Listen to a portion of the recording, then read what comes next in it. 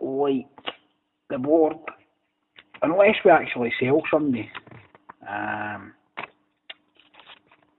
like a key for a Wanyama who's been touted as a target for Arsenal in a 10 million bid. I read on a Twitter the other day. Don't see that happening, to be honest. Obviously, if they come in with that kind of bid, Celtic would take the money. I think there's more probability of Key leaving. And tonight I heard on the rumours that QPR were lining up a bid for him, 8.5 million. Obviously, with that kind of money, I can see how the way Lowell is, and he's quite shrewd with the money. I can see him maybe freeing a couple of million up for Lenny and using the rest for the shortfall. We're obviously going to take a hit with the team with no names not being there. So that's 6 million, maybe 2.5 million he'll free up for Lenny to maybe buy a centre half, and another 6 he'll put back into your bank account just to balance the books here the next couple of seasons. And of course we could obviously sell another player at the end of next season as well, maybe your Wanyama. I think he'll be there for the year. I like Key. He passes the ball well, he's got a good eye, good vision. But I think he's the one out of the 5 that I wouldn't be too disheartened if he went. Obviously I'd want to keep Wanyama, Ledley, Commons, guys like that. And Kyle. So that's where I see it being. We're state of players at the minute. I don't see there being any kind of mad rush to bring players in. We do need a centre half. That's obvious. We've got a few strikers there. Like your Darren Murphy and your Bangura. I can't actually see them setting the header on fire. I'd be more inclined to chuck in the laddie Tony Watt and give him a run in the team, because I think he could score goals and he could be a good partner for Hooper. And obviously you've got Stokes. So, and like Sammy's not a striker anymore, in Lenny's eyes, and the fans are quite happy watching him play for the left wing or the left midfield. He does a good job for there, so, but obviously he can be chucked in as a striker if required. So that's my opinion on transfers, etc. Like I say, I think we'll get a decent centre half tied up. 2.5 million, 3 million. Well, I think would be an adequate amount of money to get somebody in. Right, okay. We've had a wee rant about stuff like that. Let's talk about a few of the guys that have left. Obviously, you've got Luvens, Mastorovic, Efren Juarez left as well. Cha. Never seen much of Juarez to actually say whether he was decent or no. He never really got a run in the team, but I think he lost heart pretty quickly, that laddie, and it's maybe just for the best that he moved on. Never really had a problem with Cha. I kind of made a few mistakes back and forth, but I thought he was a decent enough defender. But times change, players move, players come in. As far as Big Mastorovic, I was never really satisfied with the big man. He done a decent enough job for us, but I'm not too bothered that he's away. And it's the same with Luvens. He was kind of hot and cold. And the thing is with Luvens, he is a decent defender, and he played a few good games for us in his time. But I wish all of them, the 4 of them, well. And their new endeavours, wherever they end up in that. Obviously, I think the Polish guy's a way back as well. I can't even mind his name. He's away again as well. And the Polish defender we were supposed to sign, it's a pity he got injured there, because he would have been a good addition to the squad. Anyway, right, okay, we're going to sum up after this. I'll get a wee bit of music on. We'll sum up. See you in a minute.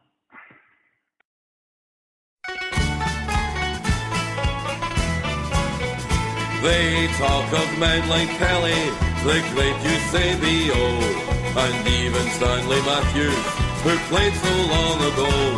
He's even aced the Belfast boy, we George was second best. Not Johan Cruyff, not on young life, we Jinky beats the rest. I went down to Lark's End by the sea, hell YDE.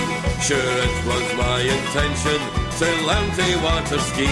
I was up behind the speedboat, but what is that I see? But Jinky in a rowing boat, and he was passing me. And still they talk of men like Pelly and the great Eusebio, and even Stanley Matthews, who played so long ago. He's even aced the Belfast boy, we George was second best. Not Johan Cruyff, but on your life, we Jinky beats the rest. Over there at Ibrox Park against the Chelsea plays, John Gregg and all his cronies in bed they should have stayed. And then his old pal Bertie got on his knees and prayed, saying, Mother Mary, you were right, in heaven we Jink was made. And still they talk of men like Pelly and the great Eusebio, and even Stanley Matthews, who played so long ago. He's even aced the Belfast boy, we George was second best. Not Johan Cruyff, but on your life, we Jinky beats the rest. Away across in Lisbon, as the sun was beating down, Big Jock and his brave lions, they made Herrera frown. As around the Milanese, we Jink danced round and round, until your man Facchetti was corkscrewed in the ground. And still they talk of men like Pelly and the great Eusebio, and even Stanley Matthews, who played so long ago. He's even aced the Belfast boy, we George was second best. Not Johan Cruyff, but on your life, we Jinky beats the rest. Against the mighty Yugoslavs, the pride of old Belgrade, Big Jockey praised me Jinky, 'cause what a game he played. They couldn't get him on the plane, it was a fine to do. Jink says, I'll take my rowing boat if it's all the same to you. And still they talk of men like Pelly and the great Eusebio, and even Stanley Matthews, who played so long ago. He's even aced the Belfast boy, we George was second best. Not Johan Cruyff, but on your life, we Jinky beats the rest. So come on, raise your voices, and everybody sing of little Jimmy Johnson, the wizard on the wing. He brought us joy and magic in the Celtic's white and green. No doubt he was the finest that the world has ever seen. And still they talk of men like Pelly and the great Eusebio, and even Stanley Matthews, who played so long ago. He's even aced the Belfast boy, we George was second best. Not Johan Cruyff, not on your life, we Jinky beats the rest. Not Johan Cruyff, not on your life, we Jinky beats the rest. We Jinky beats the rest. The supporters and Neil Lennon will address the crowd. Turning to non-football matters first, how important is the backing you've had throughout this club been to you personally? Well, it's been a great source of comfort and an inspiration, really, not just to me, but to my backroom staff, the board, and certainly the players. This is why we love this club. You've seen today what the supporters bring. They've been magnificent all season.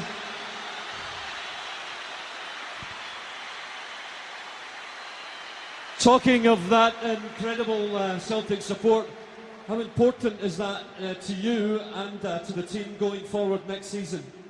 Well, for me, this isn't the end, this is just the beginning.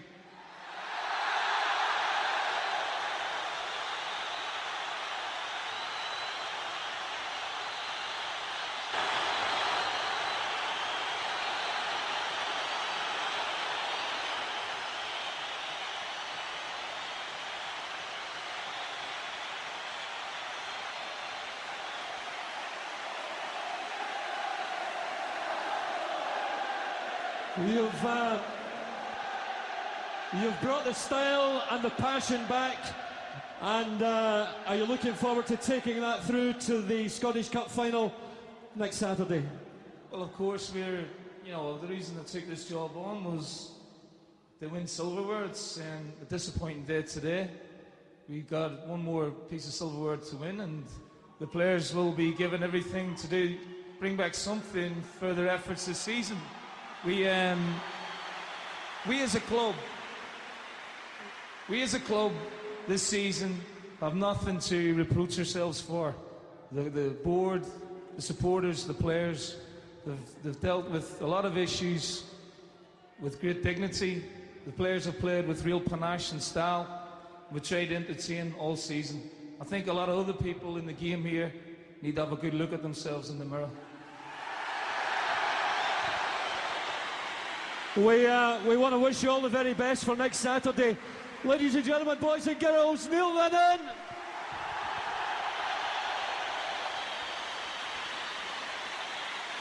Well, a remarkable reaction to the Celtic manager as he made that statement under interview. And he's talking already about next week and next season as the players receive their acclaim around the stadium. The flag's waving over Tommy Burns, and that's appropriate on the anniversary of his sad departure from us. Okay, folks, right, that's the final wee segment of the show. Like I've said, I'm going to do this every 3 weeks, so I'm going to be busy with the match reports and goals of the month, and player of the month, and I'm doing a blog, and I'm got a group to run, so it's going to be a busy time. Like I've said, I'm going to call the show the Celtic SPL 2012-13 WATP for short. Everybody knows what that means. We are the people. Freezone Show. Going forward there.